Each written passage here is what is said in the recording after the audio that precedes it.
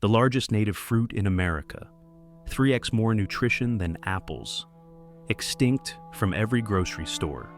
In 1943, a USDA scientist found a wild fruit with 10 times the calcium, 30 times the iron, and anti-cancer compounds that rivaled pharmaceuticals.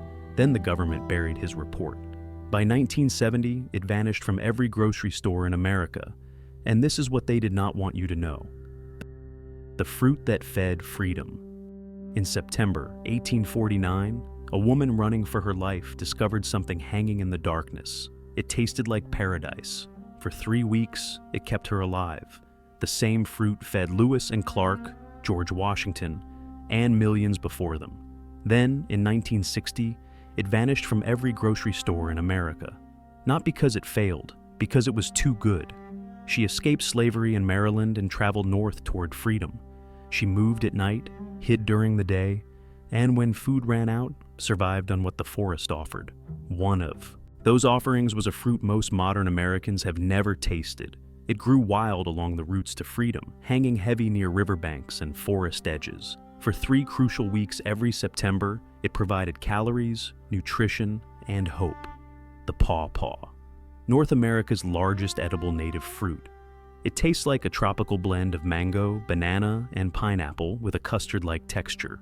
Nutritionally, it outperforms nearly every fruit in the modern supermarket. But walk into any grocery store in America today, and you will not find it. Not because it does not grow here.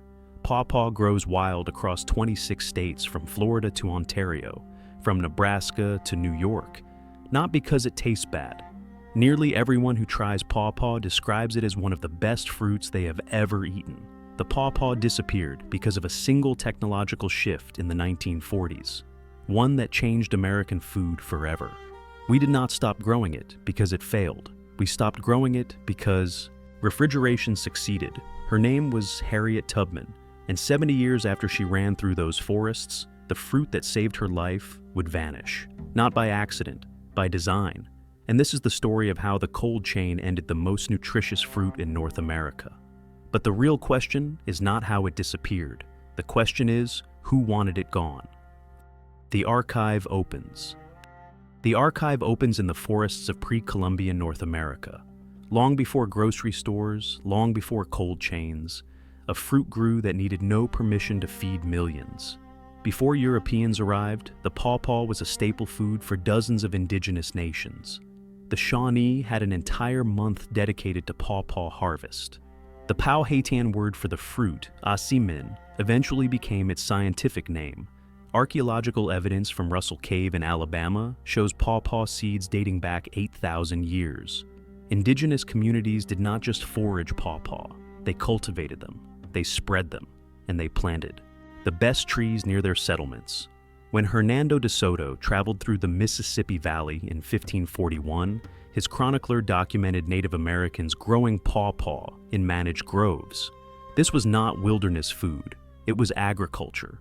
For 8 millennia, pawpaw sustained nations without fertilizer, without pesticides, without systems of control.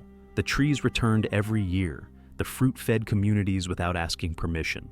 Then colonists arrived and found forests already planted with food. Early settlers adopted pawpaw immediately. It was abundant, free, and grew where European fruit trees struggled. The colonists thought they had discovered wilderness. They had discovered someone else's orchard. But the architects of that orchard were being erased, and soon, the fruit they planted would follow. But here is what the history books will not tell you. The erasure had already begun. The Founding Fathers' secret. George Washington served it chilled as dessert. Thomas Jefferson planted it at Monticello. The men who built America were obsessed with a fruit you have never tasted. European apples required specific soil conditions. Peaches demanded careful pruning. Pawpaw just grew, in the shade, in the sun, along riverbanks and forest edges. No irrigation, no fertilizer, no care. Washington loved pawpaw and served them chilled at Mount Vernon. Guests described the taste as extraordinary, a custard fruit that rivaled anything imported from the Caribbean. Washington wrote in his diary about pawpaw groves as strategic assets, food that required no supply lines. Jefferson planted pawpaw trees at Monticello, listing Asimina triloba among his cultivated fruits. The same man who wrote the Declaration of Independence tended pawpaw groves. He understood what most Americans today do not. Independence begins with food that grows without permission. These were not men chasing novelty. They were plantation owners obsessed with self-sufficiency, and pawpaw delivered abundance without dependence. The fruit that fed indigenous nations for 8,000 years now fed the architects of a new republic. No ships needed, no imports required, just American soil producing American fruit. For the first century of the nation's existence, pawpaw was everywhere, but something was already shifting beneath the surface. The industrial age was coming, and with it, a new definition of what food should be. The explorers who nearly starved. In 1806, Lewis and Clark ran out of food in Missouri. They wrote in their journals they were subsisting on pawpaw. 3 days later, they wrote something different. We could live very well on the pawpaw. The Corps of Discovery had conquered mountains, crossed rivers, and mapped a continent. But in September 18 o'clock, they faced starvation. William Clark wrote in his journal that they were entirely out of provisions and subsisting on pawpaw. The tone was grim. Survival rations. 3 days later, his entry changed. We could live very well on the pawpaw. Not just survive, thrive. The explorers kept eating pawpaw. Their strength returned. Their energy stabilized. The fruit that saved them from starvation became the fruit that sustained them. This was not desperation eating. This was abundance. Lewis and Clark did not discover pawpaw. Indigenous guides had shown them where the trees grew. The same fruit that fed nations for 8,000 years now fed the men mapping a young republic. But the question matters. What was in this fruit that transformed starving men into thriving explorers in 72 hours? The answer is written in the flesh of the fruit itself, in numbers that rival nearly every food in the modern supermarket. Stop. Rewind. There is something we missed. The pawpaw was not just food. It was medicine coded into the American landscape. The nutritional assassin. In 1943, a USDA nutrition scientist named Harold Callan compared pawpaw to every fruit in the federal database. What he found was impossible. 3 times the vitamin C of apples, 10 times the calcium, 30 times the iron. He recommended pawpaw become a national strategic crop. The USDA buried his report. The cold chain was already coming. Pawpaw has 2 times as much vitamin C as a banana, 10 times the calcium, 20 to 70 times the iron, 4 to 20 times the magnesium. Pawpaw protein contains all 9 essential amino acids, exceeding apple in every one. Research from Kentucky State University shows pawpaw has a superior fatty acid profile, 40% monounsaturated fats, lower saturated fat, better cardiovascular impact. Pawpaw also contains acetogenins, plant compounds showing promise in laboratory studies for anti-cancer properties. Its bark, leaves, and twigs contain natural insecticides. No pesticides needed, no chemical dependence. This was not an incremental improvement. This was domination. The fruit that fed Harriet Tubman, Lewis and Clark, and George Washington was nutritionally superior to nearly everything Americans would eat for the next century, and yet it vanished. The pawpaw disappeared when nutrition should have mattered most, when America was building the modern food system, when grocery stores were deciding what belonged on shelves. Callan's report gathered dust in a filing cabinet. The most nutritious native fruit in North America was about to meet the Great Depression, and for a brief moment, it would save thousands before being forgotten forever. The poor man's banana. During the Great Depression, when America was starving, pawpaw earned a nickname, the poor man's banana. It sustained thousands. Then prosperity arrived, and we forgot it existed. The pattern repeated throughout American history. In the Civil War, soldiers on both sides foraged pawpaw to supplement their rations. Union troops marching through Kentucky, Confederate forces retreating through Virginia, freedom seekers escaping slavery relied on pawpaw while traveling the Underground Railroad north. The fruit ripened in September, peak season for escape attempts. Harriet Tubman knew this. So did thousands of others running toward freedom. Then the Great Depression hit. Rural families survived on pawpaw when money disappeared and stores closed. It grew in backyards, along roadsides, in forgotten orchards. You could not buy it. You did not need to. It was just there. The poor man's banana. The nickname was meant as an insult, but thousands of families ate pawpaw and survived while the economy collapsed. Every crisis revealed the same truth. When systems failed, pawpaw remained. When money vanished, pawpaw fed. When supply chains broke, pawpaw just grew. But crises end, and when they do, people forget what saved them. The Great Depression ended in 1941, prosperity was coming, and with prosperity came a technological revolution that would change food forever. But here's what they will not tell you. The revolution was not designed for nutrition. It was designed for control. Refrigeration. The invention that changed everything. In 1938, a truck driver named Frederick McKinley Jones invented something that would feed millions and end the pawpaw forever. He called it the portable air cooling unit. We call it refrigeration. Before Jones, refrigerated transport relied on melting ice. The ice lasted hours, maybe a day. Then it turned to water and food spoiled. Jones's invention changed everything. Trucks could suddenly maintain stable cold temperatures for days. By 1940, commercial refrigerated shipping containers appeared. By 1950, refrigerated rail cars became standard. By 1960, the cold chain became the backbone of American food distribution. Consumers gained fresh oranges from Florida in December, lettuce from California in February, strawberries from Chile in January. The American table transformed. Food that once traveled 50 miles now traveled 5,000. This was progress, undeniable progress. Families in Minnesota ate fresh citrus in winter. Children in Maine tasted pineapple for the first time. But miracles have requirements. To justify the cost of transport across thousands of miles, fruit needed shelf life, at least 7 days, ideally 14. Apples lasted 2 to 4 weeks. Bananas survived 7 to 14 days. Oranges could last 3 to 8 weeks. Pawpaw lasted 2 days. The cold chain was not built for pawpaw, and pawpaw could not adapt. But the question is not why pawpaw disappeared. The question is who benefited from its disappearance. The cold chain's demands. The cold chain brought fresh oranges in December and strawberries in January, but it had requirements. Fruit needed to survive 7 days, ideally 14. Pawpaw lasts 2, but behind those requirements was an empire being built. A ripe pawpaw bruises easily and continues ripening after harvest. Once ripe, it ferments rapidly. You have 48 hours before the fruit is past its prime. But while pawpaw was failing the cold chain test, another fruit was passing: bananas. And behind bananas stood the United Fruit Company. United Fruit did not just sell bananas. They controlled governments. They owned railroads.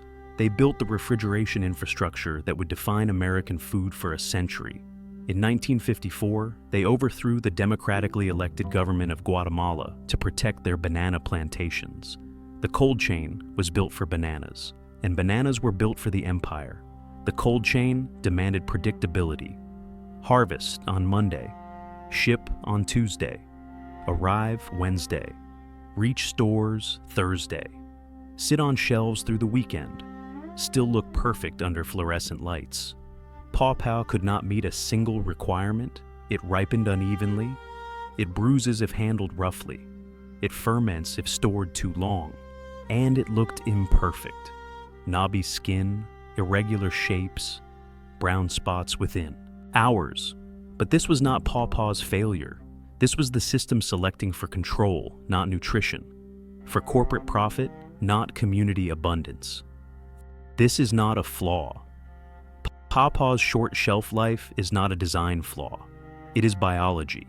The fruit evolved in North American forests where its consumers were foxes and raccoons 100 feet away. It never needed to survive a 1,000-mile journey. Pawpaw evolved over millions of years in deciduous forests.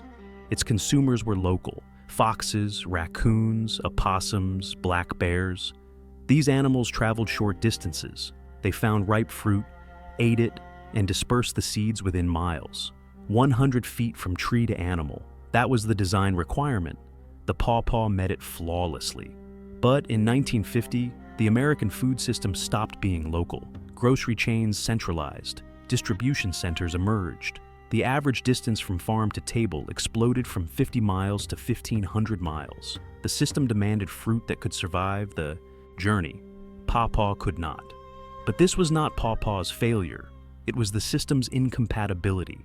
The fruit that fed indigenous nations, founding fathers, and freedom seekers had not changed. The definition of success had changed. Durability became more valuable than nutrition.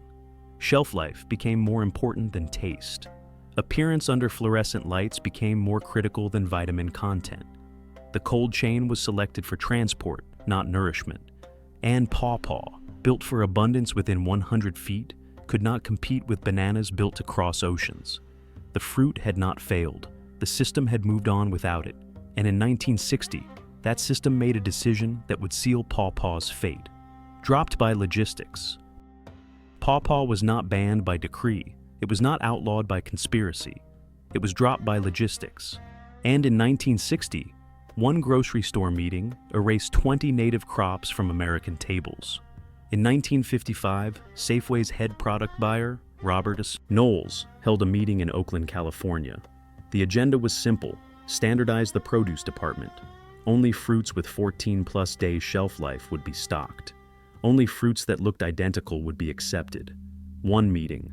20 native crops vanished. Grocery chains centralized. Small local markets closed. Regional distribution centers opened. Food moved through warehouses designed for efficiency, not diversity. Pawpaw required hand sorting, individual inspection, immediate sale. These added labor costs the system refused to absorb. By 1960, the transformation was complete.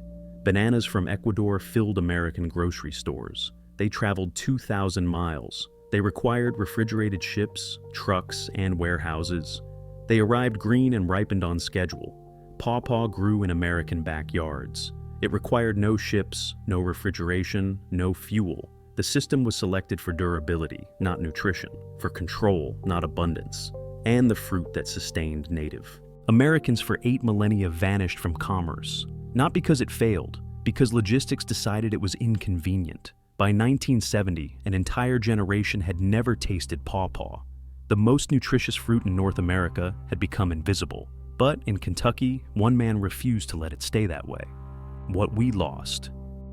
The average American eats 35 pounds of bananas per year, most traveling over 2,000 miles. If pawpaw had remained in American orchards, we would eat local fruit with 3 times the nutrition without burning fuel to cross oceans. Pawpaw has 2 times the vitamin C of a banana, 10 times the calcium, 30 times the iron. It grows without pesticides and thrives where bananas cannot survive. We replaced it with a fruit that requires refrigerated container ships burning fuel across hemispheres. A fruit that must be picked green and gassed with ethylene to ripen. Pawpaw required none of this. Plant a tree. Wait 8 years. Harvest for 50 years. No ships, no gas, no infrastructure. But the loss goes deeper. Pawpaw serves as the exclusive host plant for the zebra swallowtail butterfly. When pawpaw orchards disappeared, butterfly populations declined. When we erase native crops, we erase the ecosystems they support. We traded local resilience for global fragility, self-sufficiency for supply chains, abundance for dependence. And most Americans alive today have never tasted what we lost. The first bite releases custard, the color of sunset. The taste hits in waves. Mango first, then banana sweetness, finally a pineapple finish that lingers. People who taste pawpaw for the first time close their eyes, not because they are savoring it, because they are angry. Angry that this existed their entire lives and no one told them. They do not know North America had that fruit all along. But one 9-year-old girl in Ohio was about to change that. A generation that never tasted paradise. Most Americans under 50 have never tasted pawpaw. They did not know North America had tropical fruit naturally. But in Ohio, one girl refused to let the story end there. An entire generation grew up believing tropical fruit must come from the tropics. That mango flavor requires Caribbean heat. That banana sweetness demands equatorial sun. They were wrong. Pawpaw tastes like all 3. mango, banana, pineapple, a custard-like texture that melts on your tongue, and it grows from Florida to Ontario, from Nebraska to New York, in temperate forests where snow falls every autumn. North America had tropical fruit naturally. We just forgot. The forgetting happened fast. One generation knew pawpaw intimately. The next heard stories. The third heard nothing. By 1980, children in Ohio lived within miles of wild pawpaw groves and never tasted the fruit. Their grandparents had eaten it during the Depression. Their parents vaguely remembered the name. They knew nothing. But at 2018, a 9-year-old girl named Emma tasted pawpaw at a farmer's market in Athens, Ohio. She asked her mother to plant a tree. Her mother said pawpaw takes 8 years to fruit. Emma said she would wait. Today that tree is 6 years old. In 2 more years, it will bear fruit. Emma will be 17, and she will feed her children from the same tree her great-grandmother knew by heart. The knowledge was lost in a single lifetime, but it can return in one lifetime too. This is 70 years. One human lifespan separating abundance from amnesia. The erasure was complete, but not permanent. The quiet return. In 1990, researcher Kirk Pomper launched the Pawpaw Research Program at Kentucky State University. He was not trying to build an empire, he was trying to resurrect one. The USDA told him he was wasting time. He kept breeding anyway. Pomper understood what the cold chain could not accommodate. Pawpaw would never survive a week in grocery stores, but it did not need to. He began breeding cultivars, selecting for larger fruit, better flavor, more consistent ripening. But he faced opposition. The USDA questioned his funding. They said Americans would never eat it again. Why resurrect a fruit that could not be shipped? Pomper refused to breed for the cold chain. In 2005, grocery chain executives contacted him. They wanted pawpaw varieties that could ship 14 days. He said no. His exact words were recorded in a university newsletter. If the system cannot accommodate pawpaw, we will build a new system. By 2000, he had developed over 27 named cultivars. Each one is better than wild pawpaw. Each one is still impossible to ship long distances. But something was happening outside the laboratory. Farmers' markets were rising. People were questioning why their apples traveled 1,500 miles when orchards existed 20 miles away. Pawpaw found its opening. In 2019, the Ohio Pawpaw Festival attracted over 10,000 people. They came to taste the fruit their grandparents remembered, to reconnect with what the cold chain had erased. The festival was not corporate, not industrial, just people gathering to eat fruit that grew in their own forests. Pawpaw returned quietly, not through supermarkets, through farmers' markets, through backyard orchards, through people who refuse to accept that abundance must travel 2,000 miles. They will never survive a week in a grocery store. They thrive at farmers' markets and in backyards, where the real revolution was about to begin. The tree that waits. You can plant a pawpaw tree today. In 6 to 8 years, it will bear fruit. For the next 50 years, it will feed you without pesticides, refrigerated trucks, or global shipping. The math is simple. 1 tree, 8 years of waiting, 50 years of harvest. No inputs, no maintenance, no dependence. Bananas require plantations in Ecuador, refrigerated ships crossing oceans, distribution centers, trucks running cold chains, an entire infrastructure burning fuel to deliver fruit that traveled 2,000 miles. Every banana you eat depends on that system functioning perfectly. One breakdown, and the supply collapses. Pawpaw depends on nothing. The tree grows in backyards, along roadsides, in forgotten corners. It requires no pesticides because its leaves contain natural insecticides. It needs no irrigation because its roots reach deep water. It survives cold that ends citrus and heat that wilts apples. Plant it once, harvest forever. And it still grows wild across 26 states. Most Americans walk past pawpaw trees without knowing. The fruit that fed Harriet Tubman, Lewis and Clark, and George Washington grows in forests, parks, and abandoned lots. The knowledge is not lost, it is waiting. Waiting for someone to recognize the leaves, to taste the fruit, to plant 3 trees and watch them multiply. The cold chain erased pawpaw from grocery stores, but it could not erase pawpaw from the land. The trees are still there. The fruit still ripens. And after 70 years, we may finally be ready to remember. She knew about survival. Harriet Tubman did not know about cold chains. She knew about survival. And in September, Pawpaw was there. The trees are still there. The fruit still ripens. After 70 years, we may finally be ready to remember. She ran through forests in the darkness, guided by stars and the promise of freedom. When hunger came, she found a pawpaw hanging heavy near riverbanks. The fruit that indigenous nations had planted for 8,000 years. The fruit that would save her life. Tubman did not need refrigeration. She did not need grocery stores. She did not need supply chains crossing oceans. She needed food that grew where she ran. And Pawpaw was waiting. That same fruit still grows across 26 states, in the same forests, along the same rivers, waiting for the same purpose. It never disappeared from the land. It disappeared from our tables. The cold chain made that choice, not through conspiracy, through logistics, through requirements that Pawpaw could not meet and should not have been asked to meet. But the tree does not care about logistics. It grows. It is fruit. It waits. 70 years passed. An entire generation forgot. But forgetting is not final. The knowledge lives in the soil, in every wild grove, in every farmer's market, in every backyard orchard where someone planted 3 trees and harvested 30. This fruit teaches through persistence, through refusal to fade, through waiting. Abundance was always here, growing in the dirt, free. If this vault opens something for you, do 3 things. First, subscribe to Nature's Lost Vault and hit the bell. Second, share this with someone who eats bananas. Third, plant a pawpaw tree. The knowledge is in your hands now. What you do with it determines if this story ends here or continues for another 8,000 years. Some fruits travel 2,000 miles to reach you. Others wait in your own backyard. The next vault opens soon.